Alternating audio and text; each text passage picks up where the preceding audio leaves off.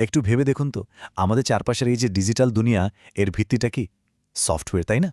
এটা অনেকটা অদৃশ্য এক আর্কিটেকচারের মতো, যা আমাদের আধুনিক বিশ্বকে চালাচ্ছে।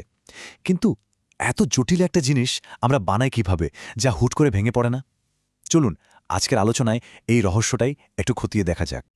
তো এই আলোচনায় আমরা প্রথমে দেখব কিভাবে সাধারণ কোড থেকে একটা বিশৃঙ্খলা তৈরি হতে পারে।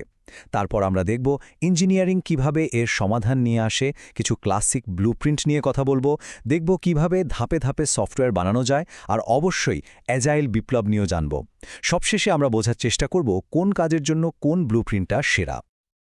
আচ্ছা, তাহলে শুরু করা যাক একেবারে গোড়া থেকে, মানে কোড থেকে বিশৃঙ্খলা। যখন কোনো সফটওয়্যার পুরনো হতে থাকে আর জটিল হয়ে যায়, তখন তাকে টিকিয়ে রাখাটা কিন্তু একটা বিরাট চ্যালেঞ্জ। এই ধরনের সফটওয়্যারকে একটা বিশেষ নামে ডাকা হয়, লেগাসি সফটওয়্যার। নাম শুনে মনে হতে পারে এগুলো হয়তো পুরনো, অকেজো কিছু। কিন্তু না, এগুলো শুধু পুরনো প্রোগ্রাম নয়, বরং আমাদের দৈনন্দিন জীবনের অনেক গুরুত্বপূর্ণ সিস্টেমের ভিত্তি। মানে এগুলোর উপর আমরা এখনও অনেকটাই নির্ভর করি। ব্যাপারটা আসলেই অবাক করার মতো। আমাদের কোর ব্যাংকিং সিস্টেম, এয়ারলাইনের রিজার্ভেশন সিস্টেম, এমনকি সরকারি বা মিলিটারি ইনফ্রাস্ট্রাকচারের অনেক কিছুই কিন্তু চলছে কয়েক দশক পুরনো প্রযুক্তিতে। ভাবা যায়, এই সিস্টেমগুলোই কিন্তু আজও সবকিছু সচল রেখেছে। তো প্রশ্ন হল, এই বিশৃঙ্খলা এড়িয়ে নির্ভরযোগ্য সফটওয়্যার বানানো যায় কিভাবে? এর উত্তরটা কিন্তু লুকিয়ে আছে আমাদের দৃষ্টিভঙ্গির মধ্যে। এটাকে শুধু কোড লেখা হিসাবে দেখলে চলবে না, বরং একটা পরিপূর্ণ ইঞ্জিনিয়ারিং ডিসিপ্লিন বা প্রকৌশলী বিদ্যা হিসেবে দেখতে হবে। আর এটাই হলো সফটওয়্যার ইঞ্জিনিয়ারিংয়ের মূল ভিত্তি। এটা আসলে সফটওয়্যার তৈরির যে সৃজনশীল প্রক্রিয়া, তার মধ্যে একটা শৃঙ্খলা, একটা কাঠামো নিয়ে আসে। প্রমাণিত কিছু নীতি আর পদ্ধতি ব্যবহার করে পুরো ব্যাপারটাকে অনেক বেশি গোছানো আর অনুমানযোগ্য করে তোলে। এটাকে একটা বাড়ি বানানোর প্রকল্পের সাথে তুলনা করা যেতে পারে।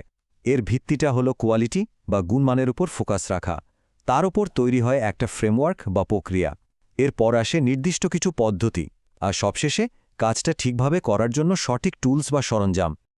তাহলে চলুন সফটওয়্যার তৈরির কিছু ক্লাসিক ব্লুপ্রিন্ট দেখা যাক। এগুলোকে বলা হয় প্ল্যান ড্রিভেন মডেল। মানে এখানে কাজ শুরুর আগেই পুরো পরিকল্পনাটা একেবারে খুঁটিনাটি সহ তৈরি করে ফেলা হয়। এর সবচেয়ে ক্লাসিক উদাহরণ হল ওয়াটারফল মডেল। নামটা কিন্তু দারুণ, তাই না? ঝর্ণার জলের মতো এটা শুধু একদিকেই যায়। মানে একটা ধাপ পুরোপুরি শেষ না করে পরের ধাপে যাওয়া যায় না। যেমন প্রথমে সব রিকোয়ারমেন্ট ফাইনাল করা হবে, তারপর ডিজাইন, তারপর কোডিং, এভাবে। এই মডেলের সুবিধা হলো এটা বোঝা খুব সহজ, আর এর অগ্রগতি ট্র্যাক করাও বেশ সোজা। ছোট আর খুব স্পষ্ট লক্ষ্য আছে এমন প্রজেক্টের জন্য এটা মন্দ না। কিন্তু এর সবচেয়ে বড় দুর্বলতা হলো এর অনমনীয়তা। মাঝপথে কিছু বদলাতে হলে বিরাট সমস্যা। আর যদি শুরুর চাহিদাই ভুল বোঝা হয়, তাহলে তো পুরো প্রজেক্টটাই ঝুঁকির মুখে পড়ে যায়। এবার ভাবুন তো, সেই বাড়ি বানানোর উদাহরণে ফিরে যাই। ধরুন পাধি কাজ হয়ে যাওয়ার পর ক্লায়েন্ট বলল আরেকটা নতুন তলা যোগ করতে হবে। ওয়াটারফল মডেলে এটা করা প্রায় অসম্ভব। ঠিক এই ধরনের সমস্যার কারণে আরও নমনীয় কিছু ব্লুপ্রিন্টের দরকার পড়ল, যেগুলো একটা প্রজেক্টকে ধাপে ধাপে বা টুকরো টুকরো করে বানাতে পারে। এইখানে আসে ইনক্রিমেন্টাল মডেল।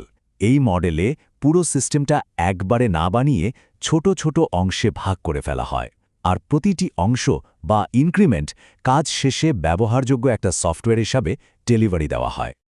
ধরুন আমরা একটা অ্যাপ বানাচ্ছি। প্রথম বিল্ডে হয়তো শুধু ইউজার লগইন আর অথেন্টিকেশন ফিচারটা থাকলো।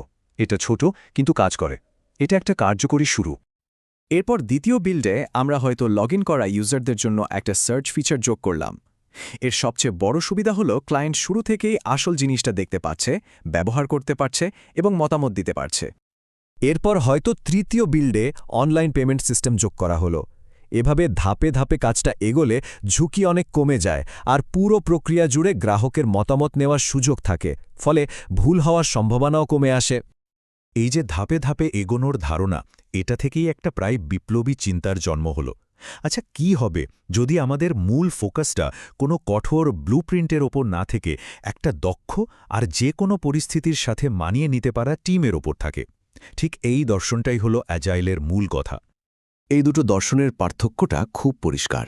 একদিকে আছে প্ল্যান ড্রিভেন অ্যাপ্রোচ, যেখানে প্রক্রিয়াটাই সবকিছু আগে থেকে ঠিক করা থাকতে হবে এবং পরিবর্তনকে নিরুৎসাহিত করা হয়। অন্যদিকে আছে অ্যাজাইল, যেখানে মানুষ বা টিমই সবচেয়ে গুরুত্বপূর্ণ। এখানে ধরে নেওয়া হয় যে চাহিদা বদলাবে আর সেই পরিবর্তনকে স্বাগত জানানো হয়। ফোকাসটা থাকে একটা কার্যকরী সফটওয়্যারের ওপর, কাগজপত্রের ওপর নয়। অ্যাজাইল ম্যানিফেস্টো প্রথম নীতিতেই এর সারমর্মটা বলা আছে। মূল্যবান সফটওয়্যারের দ্রুত এবং ক্রমাগত ডেলিভারির মাধ্যমে গ্রাহক সন্তুষ্টি, মানে আসল লক্ষ্য হল গ্রাহকের হাতে যত তাড়াতাড়ি সম্ভব কাজের জিনিস তুলে দেওয়া, আর সেটা নিয়মিতভাবে করে যাওয়া। অ্যাজাইল বাস্তবায়নের জন্য অনেকগুলো ফ্রেমওয়ার্ক আছে, তার মধ্যে সবচেয়ে জনপ্রিয় হল স্ক্রাম।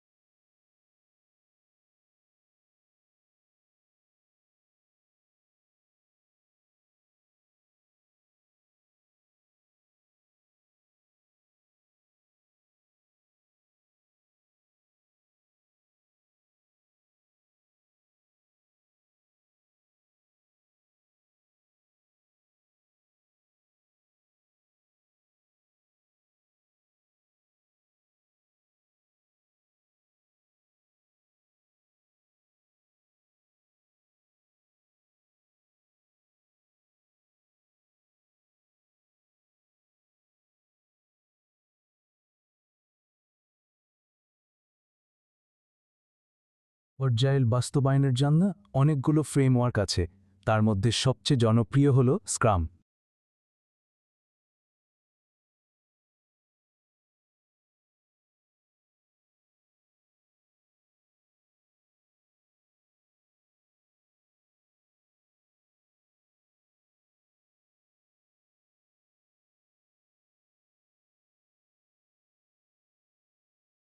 এখানে পুরো টিমকে 3টা বিশেষ ভূমিকায় ভাগ করা হয়, যাতে সবার দায়িত্বটা পরিষ্কার থাকে আর কাজটা মসৃণভাবে এগোয়। প্রোডাক্ট ওনার গ্রাহকের হয়ে কথা বলেন, স্ক্রাম মাস্টার প্রক্রিয়াটা সহজ করে দেন, আর ডেভেলপমেন্ট টিম মিলে সফটওয়্যারটা তৈরি করে। আচ্ছা, আমরা তো বেশ কয়েকটা ব্লুপ্রিন্ট নিয়ে কথা বললাম। এখন প্রশ্ন আসতে পারে এর মধ্যে কোনটা সেরা। আসল কথা হলো এর কোনো সহজ উত্তর নেই। একজন ভালো ইঞ্জিনিয়ারের কাজই হলো পরিস্থিতি বুঝে সঠিক টুলটা বেছে নেওয়া। চলুন একটা বাস্তব উদাহরণ দেখা যাক।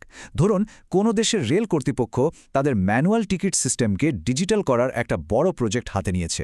প্রজেক্টের মেয়াদ 18 মাস, কিন্তু কাজ অর্ধেক এগোনোর পর হঠাৎ সরকারের নতুন একটা নীতিমালার কারণে বুকিং আর ক্যান্সেলেশনের সব নিয়মকানুনই বদলে গেল। এখন ভাবুন তো, এই পরিস্থিতিতে কি করা উচিত? কোন ব্লুপ্রিন্টটা এখানে সবচেয়ে ভালো কাজ করবে? ওয়াটারফলের মতো একটা অনর পরিকল্পনা যেটা শুরুতেই সব ঠিক করে ফেলে, নাকি এমন কিছু যা এই ধরনের আকস্মিক পরিবর্তন সামলাতে পারে? এখানে পরিষ্কারভাবে অ্যাজাইল বা ইনক্রিমেন্টাল মডেল অনেক বেশি কার্যকর। কারণটা খুব সহজ। এই ধরনের মডেলে পরিবর্তনকে স্বাগত জানানো হয়। সিস্টেমটাকে ছোট ছোট মডিউলে, যেমন বুকিং বা পেমেন্ট, ভাগ করে কাজ করা যায়। ফলে নতুন নিয়ম অনুযায়ী যে কোনো একটা অংশ বদলে ফেলা অনেক সহজ। এতে পুরো প্রজেক্টটা থেমে যায় না। তাহলে শেষ কথা কি দাঁড়ালো? সফটওয়্যার ইঞ্জিনিয়ারিং আসলে আমাদের হাতে একটা শক্তিশালী টুলবক্স তুলে দেয়, কিন্তু কোন কাজের জন্য কোন টুলটা আমরা বেছে নেব সেই সিদ্ধান্তটা কিন্তু শুধু প্রযুক্তিগত নয়। এই সিদ্ধান্তের উপরই নির্ভর করে আমরা কতটা দ্রুত নতুন পরিস্থিতির সাথে মানিয়ে নিতে পারব, কতটা উদ্ভাবনী হতে পারব, আর শেষ পর্যন্ত আমাদের ডিজিটাল ভবিষ্যৎটাকে আমরা কিভাবে গড়ব।